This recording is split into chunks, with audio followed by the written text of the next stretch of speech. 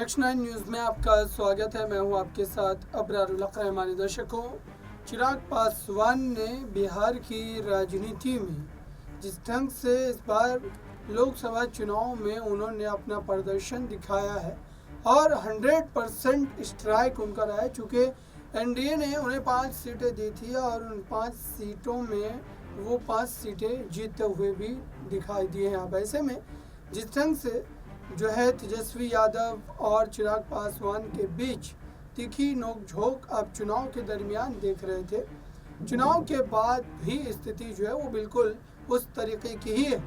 और अब ऐसे में ये भी कहा जा रहा है दर्शकों कि चिराग पासवान अब विधानसभा चुनाव में जो है पूरी तरीके से फोकस करेंगे और आरजेडी के लिए एक बड़ी चुनौती खड़ी करेंगे। दरअसल विधानसभा चुनाव में आपने देखा कि किस तरीके से जो है आरजेडी सबसे बड़ी पार्टी बनकर के उभरी थी, लेकिन इस बार का माजरा अलग है।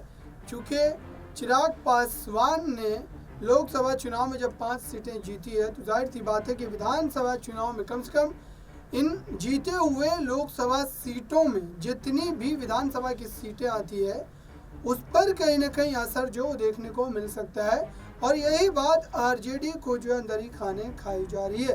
अब ऐसे में सवाल ये उठ रहे हैं कि आखिरकार क्या वाकई ये जो चर्चाएं चल रही है इस समय ख़ास तौर से, क्या इसमें बड़ी जीत हो पाएगी?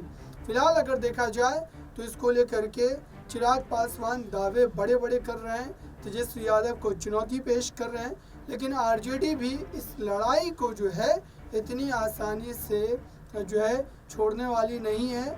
चूँकि अब तक अगर देखा जाए तो तेजस्वी यादव ने भले ही लोकसभा चुनाव में उनको जीत ना मिली हो ज़्यादा सीटों पर, लेकिन जो जिस तरीके से वो लगातार मेहनत कर रहे थे, एक के बाद एक रैलियों को संबोधित कर रहे थे, जाहिर सी बात है कि विधानसभा चुनाव में वो इसी तरीके की मेहनत करते हुए दिखाई देंगे। आपको क्या लगता है, क्या वाकई तेजस्वी यादव और चिराग पासवान के बीच फिर से एक बार भिड़ंत देखने को मिल सकती है? फिलहाल इस रिपोर्ट में बस इतना ही। जुड़े रहे नेक्स्ट न्यूज़ के साथ।